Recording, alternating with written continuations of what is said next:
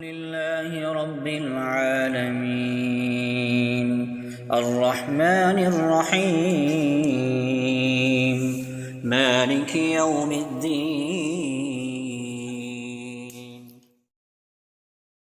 الرحمن الرحیم سب سے پہلے معذرت کے ساتھ آپ یہ تصویر کشی اور ویڈیو سے اجتناب کریں۔ الحمدللہ اتنی بابرکت محفل ہے، اللہ کے گھر میں سنت کے مطابق حضور علیہ السلام کے احکامات کے مطابق یہ تقریب منعقد ہو رہی ہے۔ اس میں خیر و برکتیں نازل ہو رہی ہیں، لیکن اگر ہم اپنی سچی تقریب کو، بابرکت تقریب کو، نورانی تقریب کو خراب کرنا چاہتے ہیں تو پھر تصویر کشی کریں، لیکن وہ بھی مسجد سے باہر۔ اس لیے بابرکت اور رحمتوں والی مجلس کو اللہ کی ناراضگی والے مجلس میں مت تبدیل کریں۔ یہ بہت بڑی سعادت ہے اور اللہ کا محض فضل و کرم ہے کہ اللہ پاک نے ہمیں یہ توفیق دی کہ اس سنت عمل کو اللہ کے گھر میں شریعت کے احکامات کے مطابق منعقد کریں۔ حضور علیہ السلام کی حدیث ہے، قیامت والے دن سب سے سخت قسم کا عذاب کی جو مختلف شکلیں ہوں گی، سب سے سخت جس کو قیامت کے دن عذاب دیا جائے گا، تصویر کشی کرنے والے کو دیا جائے گا۔ حدیث میں اللہ کے نبی صلی اللہ علیہ وسلم نے ارشاد فرمایا، قیامت کے دن تصویر سازی کرنے والے کو اللہ بلائیں گے اور ارشاد فرمائیں گے کہ تم ان تصویروں کو جو دنیا میں بناتے تھے، کھینچتے تھے، ان کے اندر روح ڈالو، زندہ کرو، کیونکہ تم نے میری صفت جو تخلیق کی صفت تھی اس میں میرا مقابلہ کیا ہے۔ تو اللہ پاک ان سے فرمائیں گے کہ اس کے اندر زندگی ڈالو، روح ڈالو۔ ایک صاحب آئے تو پریشان ہو گئے، حدیث میں اس نے کہا تھا کہ نبی میں کہا تو میرا تو کاروباری تصویر ہے۔ تو حضور علیہ السلام نے ارشاد فرمایا کہ اگر آپ کو تصویر سازی کرنی ہی ہے تو آپ علیہ السلام نے ارشاد فرمایا کہ جاندار زیرو چیزوں کی تصویر کشی نہ کرو، اس کے علاوہ جو اللہ پاک کی قدرت کے مناظر ہیں، قدرتی مناظر ہیں، اللہ کے بنائے ہوئے زمین ہے، آسمان ہے، سورج ہے، ستارے ہیں، اور اسی طریقے سے دریا ہے، سرسبز و شاداب جگہ ہیں۔ اللہ کے نبی نے ان سے یہ ارشاد فرمایا کہ آپ ان مناظر کی تصویر کشی کریں، جاندار کی تصویر کشی نہ ہو۔ اور ایک دوسری اہم بات بھی ساتھ عرض کر دوں، بعض احباب کے ذہنوں میں یہ چیز آئے گی کہ یار اتنا سا عذاب ہے تو پھر آج کل اتنی چیزیں یہ جو عام ہوتی جا رہی ہیں۔ سب سے پہلی چیز تو یہ یاد رکھیں، ہر ایک کی اپنی قبر ہے۔ کسی بڑے مفتی کی اگر بات کرتے ہیں یا کسی شیخ الحدیث کی بات کرتے ہیں یا کسی اللہ والے کی بات کرتے ہیں، وہ اپنی قبر میں خود جواب دہ ہوگا، میں اپنی قبر میں جواب دہ ہوں گا، آپ نے اپنی قبر میں جواب دہ ہے۔ علماء دین کے ٹھیکیدار نہیں ہیں، نہ دین بناتے ہیں۔ علماء دین بتاتے ہیں، بناتے نہیں ہیں۔ تو جو عالم دین بتائے اس کو لے کر ہم نے عمل کرنا ہے۔ اگر کوئی عالم دین بتاتا ہے، عمل نہیں کرتا، تو اس کا عمل نہ کرنا ہمارے لیے حجت نہیں ہے کہ ہم یہ کہیں کہ یار وہ عالم نے تو یہ مسئلہ بتایا تھا، وہ خود عمل نہیں کر رہے، نہ کریں، وہ ہمارے لیے حجت نہیں ہے۔ ہمارے لیے اس کی بات حجت ہے، اس کا کہنا حجت ہے، اس کا مسئلہ بتانا وہ ہمارے لیے حجت ہے۔ اس لیے سب سے پہلی چیز تو یہ ہے کہ ہم سب نے اپنی اپنی قبروں میں جانا ہے۔ اور دوسری بات، اللہ کے نبی نے فرمایا کہ آخر زمانے میں ماحول ایسا ہو جائے گا، خیر کو شر اور شر کو خیر کہیں گے لوگ، اچھائی کو برائی، برائی کو اچھائی، نیکی کو بدی، بدی کو نیکی۔ تو آج وہی ہو رہا ہے تصویر کشی کا سلسلہ اتنا رائج ہو چکا ہے ہمارے ہاں، اور یہ بھی حدیث کے الفاظ ہیں کہ لوگوں کے نزدیک اس طرح کا سلسلہ ہوگا کہ گناہ کی اہمیت ہی ختم ہو جائے گی، گناہ کو گناہ نہیں سمجھیں گے۔ اور یہ تصویر کشی کا جو معاملہ ہے، اس میں تو یہ چیز 100% ثابت آ رہی ہے کہ گناہ کو گناہ نہ سمجھنا، اس کو آج کہاں گناہ سمجھا جائے۔ گھر میں کوئی بھی چیز ہوتی ہے، فوراً بچے کی تصویر ہم ڈال دیتے ہیں کہ یہ بچہ 1 سال کا ہو گیا، اس کی سالگرہ ہو گئی ہے، اس کی تصویر اسٹیٹس پہ لگ جاتی ہے۔ تو اسکول میں اچھے نمبر لے کر آتا ہے، فوراً اس کی تصویر لگا دی جاتی ہے۔ اب بچے ایسے بن چکے ہیں کہ بچے روتے ہیں کہ ابو ہماری تصویر، ہمارا یہ جو کارڈ ملا ہے ہمیں امتحان کا جو رزلٹ کارڈ ہے، اس کی ہماری تصویر کھینچے۔ آج ہی کی بات ہے، ابھی ہمارے گھر میں بات ہو رہی تھی، آج میرا بھانجا ہے، اس کا قرآن ختم ہوا تو جامعہ السلام جو بڑا مدرسہ ہے وہاں ان کی دستاویزی تھی، تو وہ بچہ تیار ہو کے جا رہا تھا، اس میں جاتے ہوئے اپنے ان کے ابو اور اس کی دوست ہو رہی تھی، والد صاحب ان کے عالم میں ماشاء اللہ، بچہ کہہ رہا تھا کہ ابو میری ویڈیو بنانا، تو والد صاحب نے کہا کہ نہیں وہ تو بنا ہے، اس نے کہا نہیں بنانا ہے۔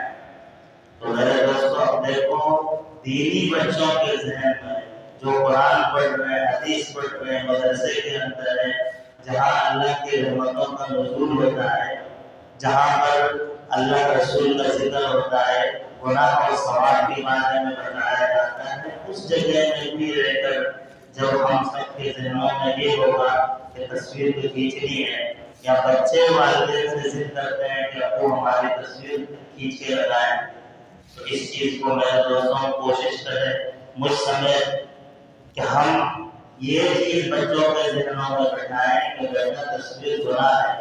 ہاں کوئی ایمرجنسی ہو، ضروری ہو، جہاں پر اس کے بغیر چھٹکارا نہیں ہے، بعض لوگ شناختی کارڈ کو حجت بنا لیتے ہیں کہ یا شناختی کارڈ میں بھی تصویر ہے، شناختی کارڈ نہیں ہوگا تو ایسی جگہ لے جائیں گے جہاں سے واپس آنے کے شاید راستے بھی ہمیں نہیں ملے۔ شناختی کارڈ تو مجبوری ہے، جو چیز مجبوری ہے اس کو مجبوری کی حد تک رکھنا ہے۔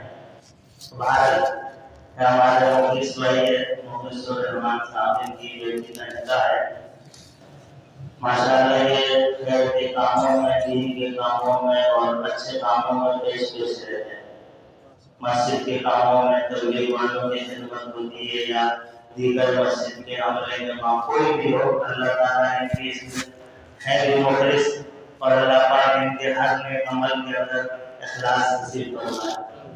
تو یہ انہوں نے جو تقریب رکھی اللہ کے گھر میں، اللہ کے نبی کی حدیث ہے، آپ علیہ السلام نے ارشاد فرمایا کہ اپنے نکاحوں کو مساجد کے اندر منعقد کرو، یہ عبادت ہے، نکاح عبادت ہے، جس طرح نماز عبادت ہے، روزہ عبادت ہے، دیگر اعمال عبادت ہیں، فعیل ہی اسی طرح نکاح میں عبادت ہے، اس میں اجر و ثواب مل رہا ہے، اور شریعت کا طریقہ ہے، جیسے نماز کا طریقہ شریعت نے بتایا، فعیل ہی اسی طرح نکاح کا طریقہ بھی بتایا۔